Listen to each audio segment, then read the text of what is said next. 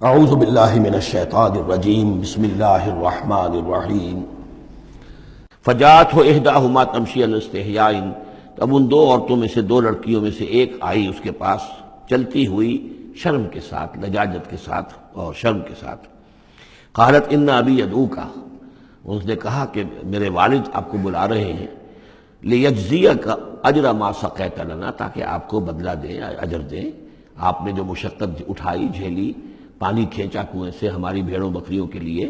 تو اجر ما سقیت لنا، ہمارے والد چاہتے ہیں کہ آپ کو کچھ اس کا اجر دیں۔ فلما جاءہ، جب وہ وہاں پہنچے اس کے پاس، وقص علیہ القصص، اور سارا قصہ انہیں سنایا، ساری بات سنائی، سارا بیان۔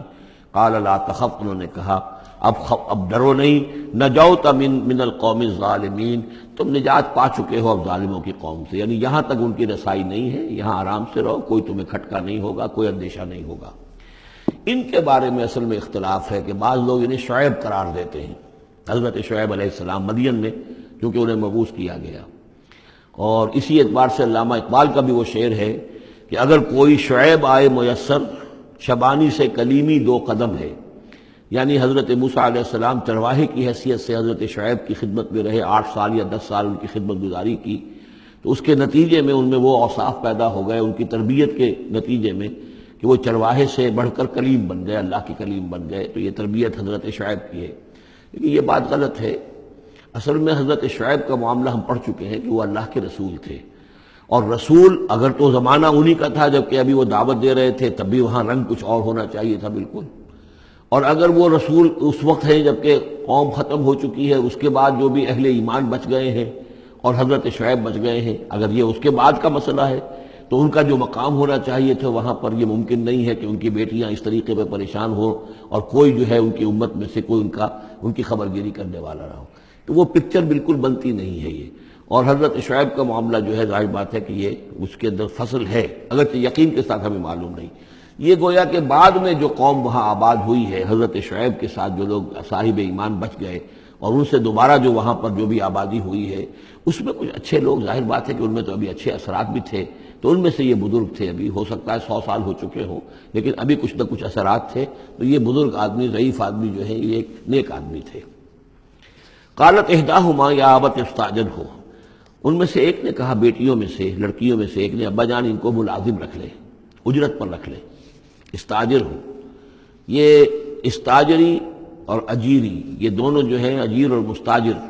در حقیقت یہ آجر اور اجیر وہ ہے کہ جو اجرت کے اوپر کام کرتا ہو، اور مستاجر وہ ہے جو کسی کو اجرت پر کام کرنے کے لیے رکھے، استاجر۔ مستاجر اس سے اس میں فاعل بنے گا۔ ہمارے ہاں عام طور پر غلط العام میں اجیر اور آجر کو یوں کہتے ہیں کہ آجر تو وہ ہے کہ جو کسی کو اجرت کے پر رکھے، اور اجیر وہ ہے جو اجرت پر کام کرے، حالانکہ عربی میں ان دونوں کے معنی ایک ہی ہے، آجر اور اجیر، ایک اس میں فاعل ہے، ایک صفت مشبہ ہے، دونوں کا مفہوم ہے اجرت پر کام کرنے والا، اور جو اجرت پر کام لیتا ہے وہ مستاجر ہے۔ یا ابت استاجر ہو، ابا جان ان کو ملازم رکھ لیں، ان خیر من استاجرت القوی الامین، یقیناً بہترین آدمی جسے ملازم رکھا جائے وہی ہوتا ہے جو القوی ہو، طاقتور ہو۔ وہ دیکھ لیا تھا کہ حضرت موسیٰ علیہ السلام سے کوئی جو ہے وہ وہاں کے چرواہوں میں سے کسی نے الجھنے کی کوشش نہیں کی، وہ ڈر کے ادھر ادھر ہو گئے اور کسی نے جو ہے ان کو روکا نہیں، تو طاقت والے بھی ہیں اور امین ہیں۔ انہوں نے یہ مشاہدہ کر لیا تھا کہ کوئی بری نگاہ حضرت موسیٰ نے نہیں ڈالی ہوگی ان لڑکیوں پر، تو ظاہر بات ہے کہ اس معاملے میں تو عورت کا جو ہے احساس بہت بیدار ہوتا ہے کہ کسی مرد کی عورت کس قسم کی نگاہ جو ہے کس قسم کی ہے جو اس پر پڑ رہی ہے، تو اسے چونکہ ذاتی تجربہ ہو چکا تھا کہ ان کے اندر وہ امانت پوری موجود ہے، اور کسی درجے میں بھی نگاہ کی خیانت بھی ان میں نہیں ہے، تو جس شخص کی نگاہ میں خیانت نہیں ہے وہ اور کسی معاملے میں کیا خیانت کرے گا۔ کہ قالت احداہما یا ابت استاجر ہو ان خیر من استاجرت القوی الامین، ابا جان ان کو ملازم رکھ لیجئے،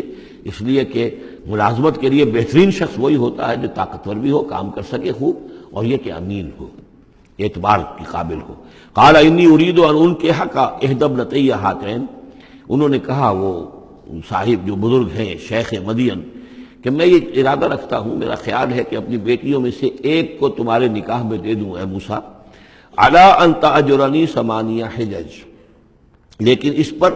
کہ تم 8 سال تک میرے ہاں اجرت پر کام کرو، میری ملازمت کرو۔ یہ جو مہر کا معاملہ ہے یہ پچھلے زمانے میں ایسا ہی ہوگا جیسے آج کل پٹھانوں میں بھی ہوتا ہی ہے ابھی، کہ وہ مہر جو ہے وہ والدین لے لیتے ہیں رقم جو ہے، گویا کہ وہ اس لڑکی کو جو پالا ہے پوسا ہے تو یہ در حقیقت اس کا بدل ہے وہ جو لے رہے ہیں کہ ہم نے اس کو پالا پوسا، آپ تمہارے حوالے کر رہے ہیں تو ہمیں اس کی رقم دو، جبکہ اسلام میں آ کر اس کو بدل دیا گیا ہے۔ مہر جو ہے لڑکی کا حق ہے، وہ اس کے والدین کا حق نہیں ہے۔ البتہ اس وقت معلوم ہوتا ہے کہ رواج یہی تھا کہ چونکہ اپنی بیٹی نکاح میں دینے کے لیے تیار ہو رہے ہیں تو اس کے عوض اپنی ملازمت کروانا چاہتے ہیں کہ تم میری ملازمت کرو، میری خدمت کرو 8 برس تک، تو یہ گویا کہ بدل ہو جائے گا اس کا کہ میں اپنی ایک بیٹی کا نکاح تم سے کر دوں گا۔ فَإِنْ أَتْمَمْتَ عَشْرًا فَمِنْ عِنْدِكَ، اور اگر تم 10 سال کر دو تو یہ تمہاری طرف سے ہے، یہ گویا کہ تمہاری طرف سے ایک احسان ہوگا۔ 8 سال پورے کر دو، اس میں محنت کرو، یہاں مزدوری کرو، میرے بھیڑوں بکریوں کو چراؤ اور گھر کے کام کرو، تو پھر میں اپنی بیٹی تمہارے حوالے کر دوں گا، اس کا نکاح کر دوں گا تم سے۔ یا یہ کہ 10 سال کر دو تو یہ تمہاری طرف سے اضافی بات ہوگی۔ وَمَا أُرِيدُ أَنْ أَشُقَّ عَلَيْكَ، اور ساتھ ہی یہ بھی دیکھ لو میں تم پر کوئی سختی کرنے کا ارادہ نہیں رکھتا، یعنی تمہیں جو ملازم رکھ رہا ہوں تو ایسا نہیں کہ بہت بھاری کام تم پر ڈالوں گا، میں تمہیں مشقت میں ڈالنا نہیں چاہتا۔ سَتَجِدُنِي إِنْ شَاءَ اللَّهُ مِنَ الصَّالِحِينَ، تم انشاءاللہ مجھے پاؤ گے کہ میں نیک انسان ہوں، صحیح ہوں، راست باز ہوں، اور جو معاملہ ہے معاملے کا کھرا آدمی ہوں۔ قال ذلك بینی و بینک، حضرت موسیٰ نے فرمایا ٹھیک ہے، یہ پھر میرے اور آپ کے درمیان یہ بات طے ہو گئی۔ ایم الاجلین قضیت، ان دونوں مدتوں میں سے جو بھی میں پوری کر دوں۔ 10 سال کا آپ تقاضا نہیں کر سکتے، تقاضا 8 سال کا ہوگا، ویسے یہ کہ میں چاہوں تو 10 سال پورے کر دوں لیکن وہ میری آپشن پر ہوگا۔ ایم الاجلین قضیت فلا عدوان علیہ، پھر مجھ پر کوئی زیادتی نہ ہو۔ واللہ علی ما نقول وکیل، اور جو کچھ ہم کہہ رہے ہیں اللہ اس پر وکیل ہے، اللہ ہی اس کا ذمہ دار ہے۔ فلما قضا موسیٰ الاجل، جب موسیٰ نے وہ مدت پوری کر دی، وسارا باہلہ، اب وہ اپنے گھر والوں کو لے کر چلے، اب مصر کی طرف واپس لوٹ رہے ہیں کہ اب اتنا عرصہ بیت گیا ہے، 10 سال ہو گئے یا 8 سال ہو گئے یا 9 سال ہو گئے، اب بہرحال وہ معاملہ بھی ٹھنڈا پڑ چکا ہوگا، وہاں پر قتل وغیرہ کا کیا حالات وہاں ہوئے یہ بھی معلوم نہیں ہے۔ بہرحال وہ چلے ہیں واپس، سارا باہلہ لے کر چلے اپنے گھر والوں کو، یعنی اپنی اہلیہ کو۔ آنس من جانب طور نارا، انہوں نے پہاڑ کے ایک طرف ایک سائڈ پر طور کے انہوں نے آگ دیکھی۔ قال لأہلہم کثوا، انہوں نے کہا اپنے گھر والوں سے کہ ذرا یہاں انتظار کرو، ٹھہرو، انی آنست نارا، میں نے آگ دیکھی ہے، لعلی آتیکم منہا بخبر، ہو سکتا ہے کہ میں وہاں سے یہاں جاؤں اور وہاں سے کوئی خبر لے کر آؤں، یعنی یہ کہ راستے کے بارے میں معلومات، صحیح کہ کہیں ہم بھٹک تو نہیں گئے ہیں، ہم کدھر جا رہے ہیں۔ او جذوۃ من النار، یا پھر میں آگ کا ایک انگارہ لے آؤں وہاں سے، لعلکم تصطلون، تاکہ اس سرد رات میں یہاں ہم آگ جلا لیں، اور یہ کہ اس سے کہ آپ لوگ جو ہے وہ سینک سکیں۔ صدق اللہ العظیم۔